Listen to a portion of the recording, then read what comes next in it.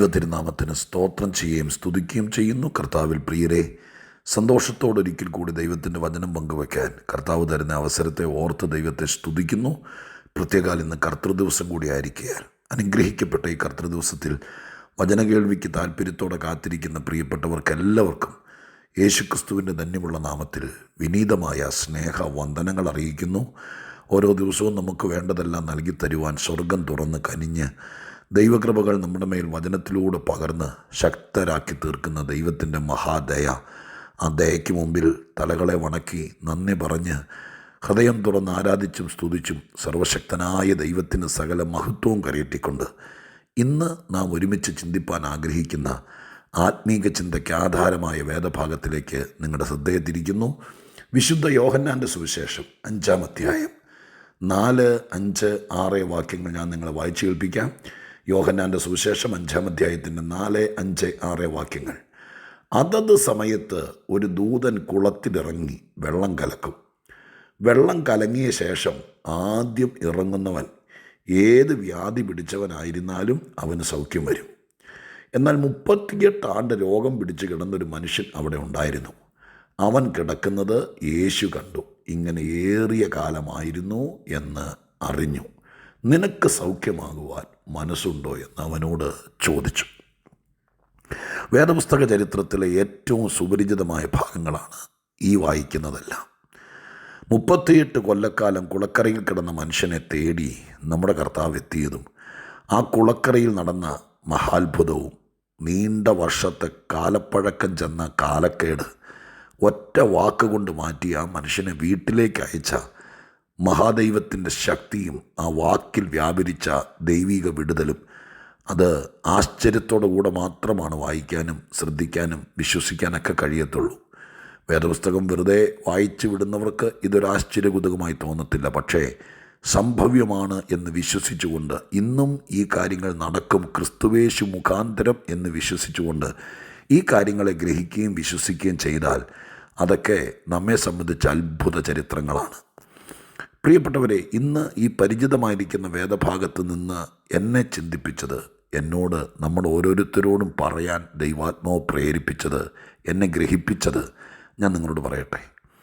ഇവിടെ 2 പേർ, ഇവിടുത്തെ ഭാഗം മാത്രം ചിന്തിക്കുക, 2 പേർ കുളക്കരയിലേക്ക് എത്തും. ഒന്ന്, അതത് സമയത്തൊരു ദൂതൻ വരുമെന്ന് എഴുതിയിരിക്കുന്നത്. 4-ാമത്തെ വാക്യത്തിൽ വായിക്കുന്നു, അതത് സമയത്തൊരു ദൂതൻ കുളത്തിലിറങ്ങി കുളം കലക്കും. ഈ ദൂതൻ വരുന്നത് ആർക്ക് വേണ്ടിയിട്ടാണെന്നൊന്നുമില്ല. അയാൾ വരുന്നു, കുളം കലക്കുന്നു, അയാൾ കയറിപ്പോകുന്നു.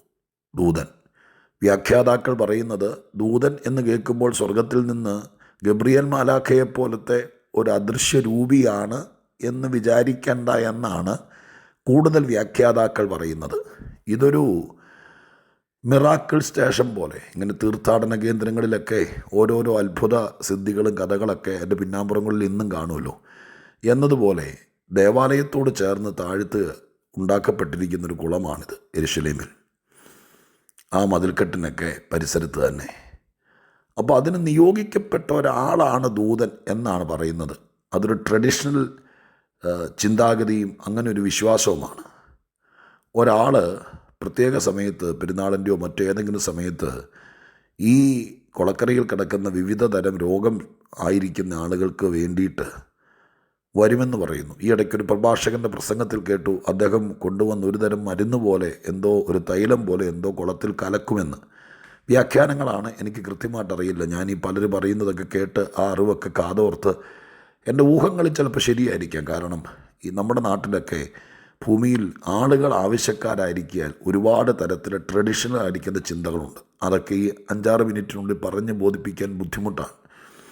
പുരാതന കാലത്ത് കേരളത്തിലെ പല സ്ഥലങ്ങളിലും ഓരോരോ വഴിപാടുകളും നേർച്ചകളും ഓരോരോ സിദ്ധികളും ഒക്കെ ഉണ്ടെന്ന് പറയുന്നു.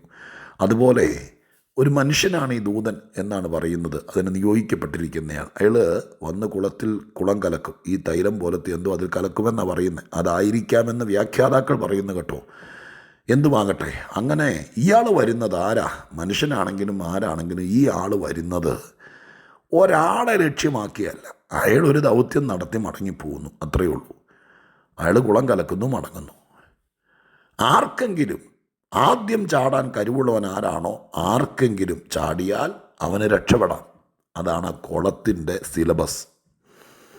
എന്നാൽ യേശുക്രിസ്തു അവിടെ വന്നു. ദൂതൻ ഇടയ്ക്കിടയ്ക്ക് വരാറുണ്ട്. എന്നാൽ ഈ അധ്യായത്തിൽ യേശു വന്നു. യേശു വന്നത് ആർക്കോ വേണ്ടിയല്ല. നിങ്ങൾ ആ ഭാഗം വായിച്ചാൽ മനസ്സിലാകും. പിന്നെ ഈ 38 കൊല്ലമായി കിടക്കുന്നവന് വേണ്ടി തന്നെ വന്നു എന്ന് വേണം അവിടെ വായിക്കാൻ. ഒരുപാട് രോഗികൾ കിടക്കുന്നത് കണ്ടു എന്നല്ലല്ലോ അവിടെ എഴുതിയിരിക്കുന്നത്.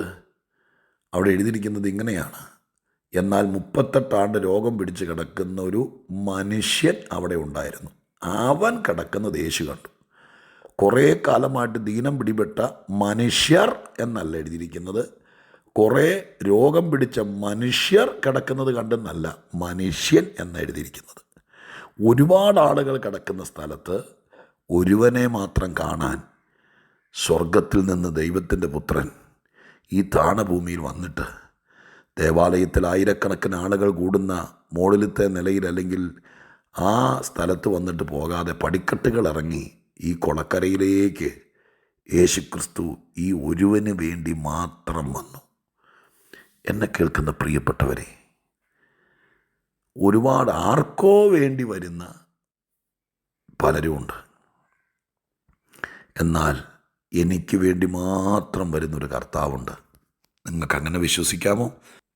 ഞാനൊരിക്കൽ കൂടി ഞാനൊരു ശുശ്രൂഷകനാണ്. ഇന്ന് സഭായോഗമുള്ള ദിവസമാണ്. ഞാനിന്ന് പവർ വിഷനിൽ രാവിലെ ശുശ്രൂഷിക്കാൻ വേണ്ടി പോകും. തിരിച്ചു വന്ന് എന്നെ ഏൽപ്പിച്ച സഭയിൽ ശുശ്രൂഷിക്കും. പക്ഷെ ഞാൻ ഈ വാക്ക് വായിച്ചപ്പോൾ എന്നെ തന്നെ വിലയിരുത്തി. ഞാനിന്ന് ആർക്കു വേണ്ടിയിട്ടാണ് ശുശ്രൂഷിക്കുന്നത്?